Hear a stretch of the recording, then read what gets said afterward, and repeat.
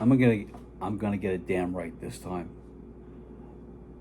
Right here, right now, at this very moment, it's the Cary Coatney comic book Diaries, number 19.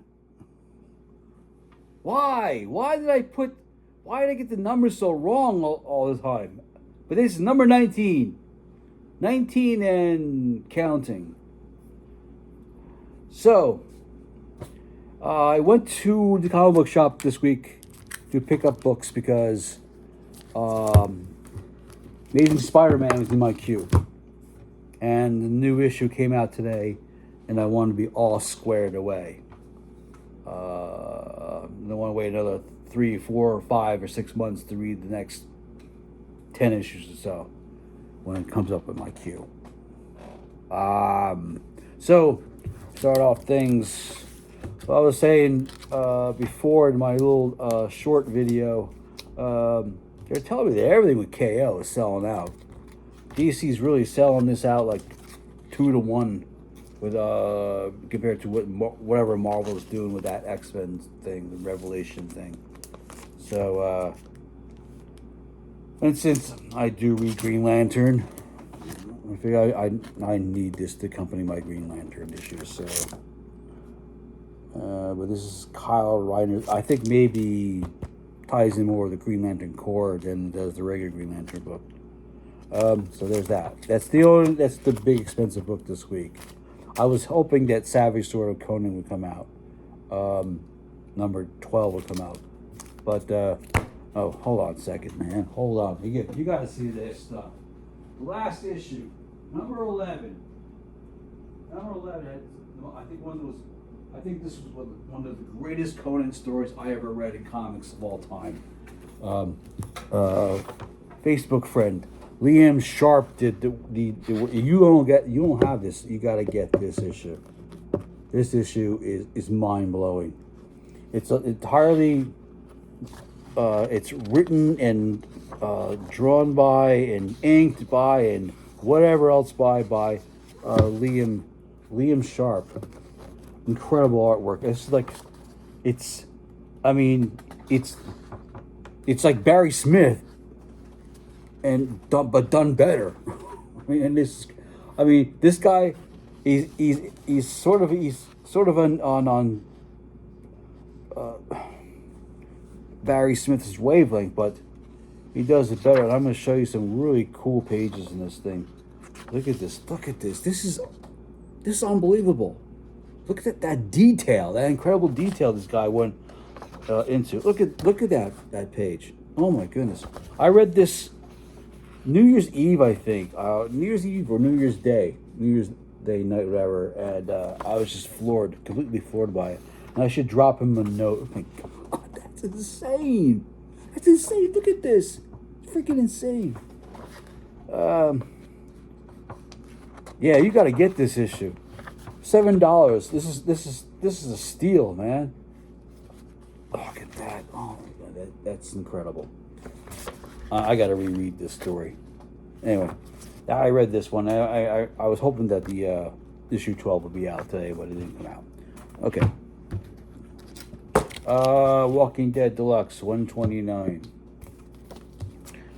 So that will be going in the back of the queue. I think I have a 128 to tackle too. That's in that Independence there. Black Panther Intergalactic. Hey, we think about the news about the Black Panthers reforming to take on ICE. I think that's so wicked.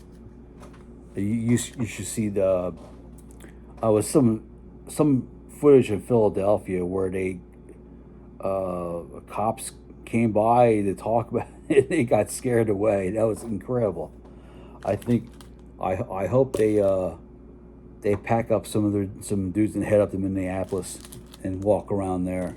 There are already some people walking, some militia dudes walking around Minneapolis, just on their block,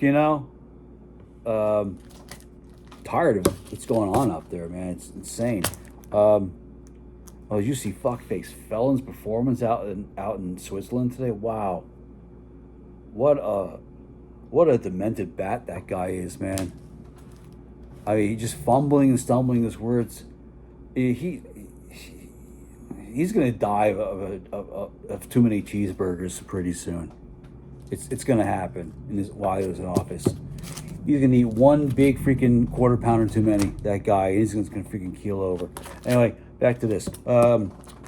Black Panther Intergalactic goes into Marvel. This is gonna be a very short one. Nothing much is going on. No catalogs to go through. Except with IDW released a catalog, and they're bringing that new Star Trek show, making it that Starfleet Academy. I watched the first episode. I fell asleep on it. I woke up. I fell asleep in the middle of it and woke up maybe 15 minutes to the end where there was at least some action happening. And I'll be watching the next episode tomorrow night. So here's Daredevil versus Punisher #2. New Avengers, I would assume, has only 2 more issues to go after this. It's written by Sam Humphries, not one of my favorite writers. If you watched that DC Universe talk show when they had their own streaming channel, what a goofball that guy. Always looked like he was always high all the time. Anyway. Second issue is Hawk Smash Everything. How about that? Other exciting news. Comic book shows on TV are not dead. Tonight is the premiere of Beauty, Ryan Murphy's first comic book genre show. 3 episodes tonight, and 1 release per week every Wednesday until the final 2 episodes will be airing back to back on the final. They want to just belt it out in 8 weeks. So, Fantastic Four #7. I think this is the return of Malice in this issue. I don't know. All right, this was an impulse buy. I kept seeing the ads for it it looked interesting. Helverine is in it. I think this is Boom. Of course, this is written right in her leg. Cable and Archangel. I don't know. I'm only buying the first issue. It's only because that Conan mag didn't come out. I set aside $70 this week anyway, and that's what it came out to. All this stuff. A Facebook friend wrote this. Dan DiDio used to be super head honcho at DC. Pitched him an idea for the Herculoids.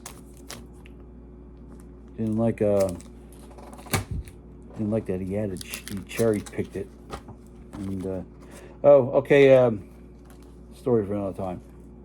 This is Wonder Woman. This is a fill-in.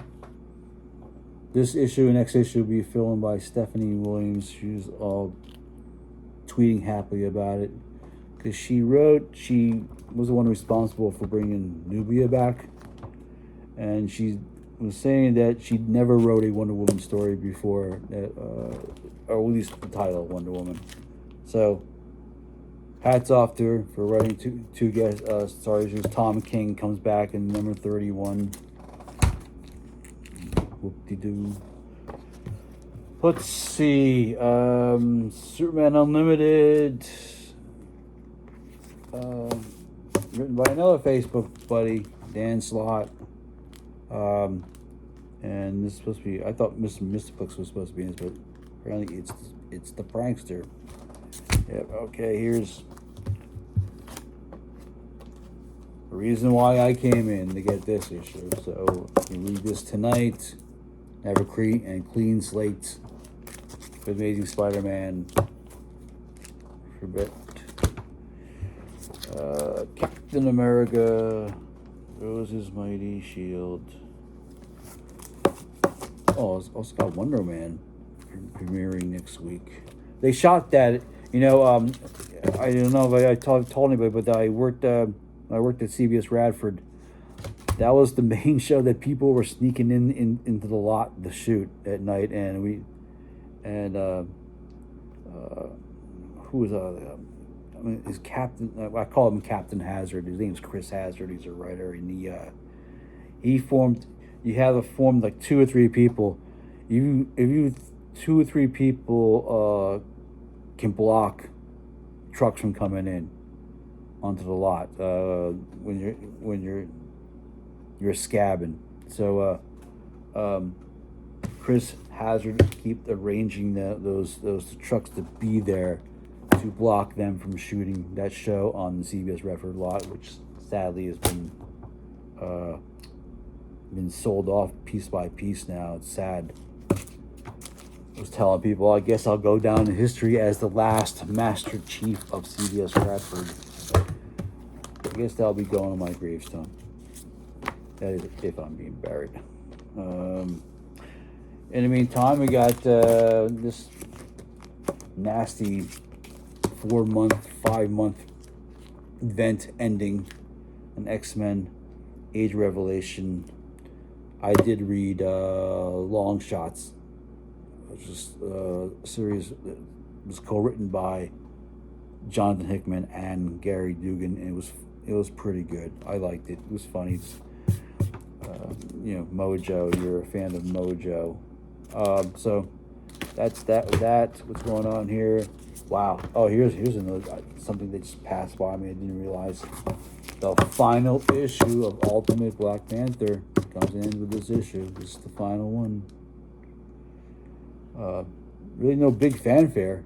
It's a regular $4.99 size title. I thought maybe it'd be $5, $6 or $7.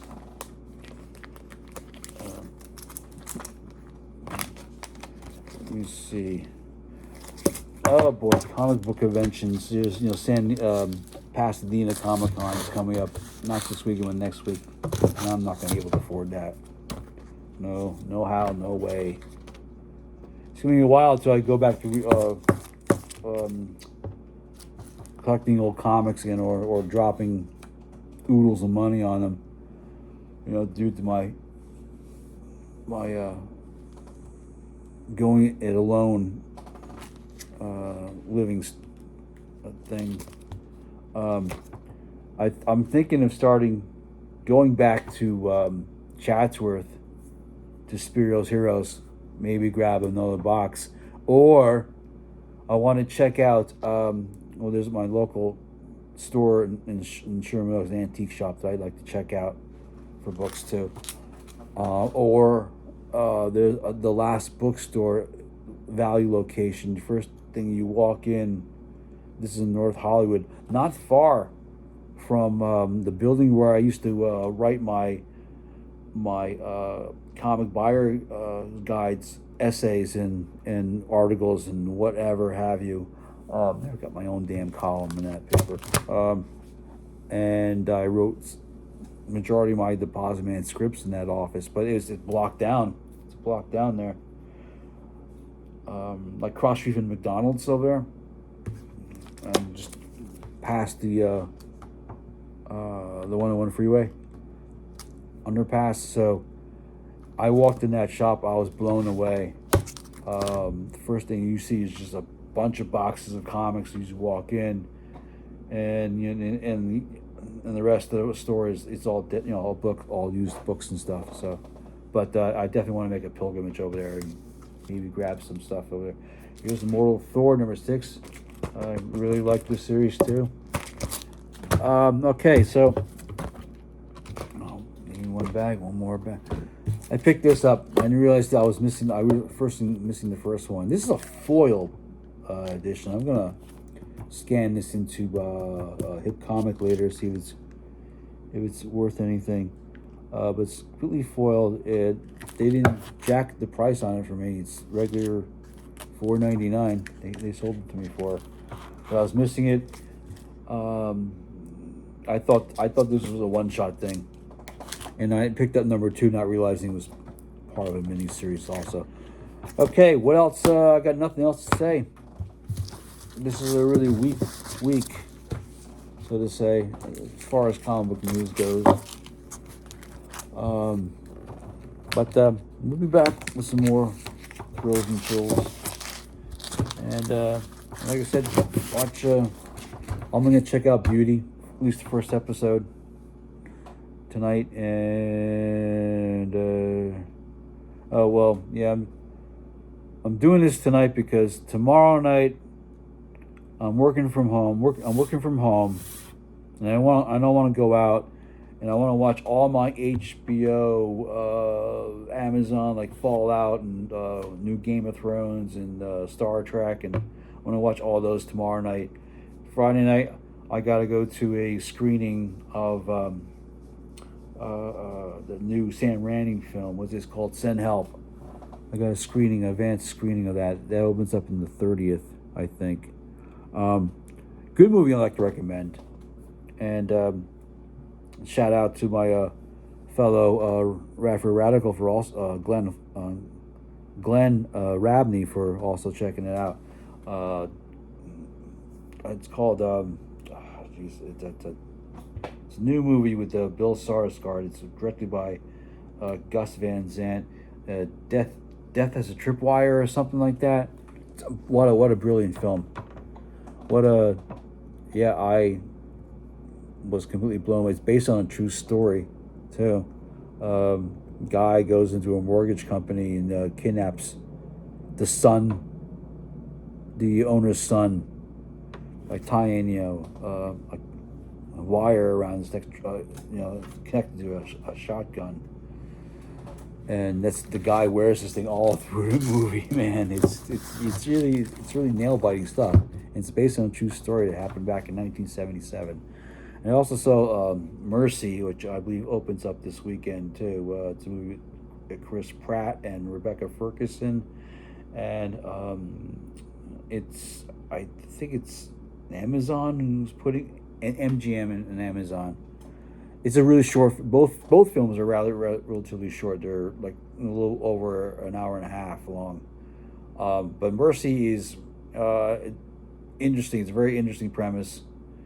It's about the future, how we conduct justice through our cell phones and just AI technology and stuff. In fact, Rebecca Ferguson plays a judge who's AI generated.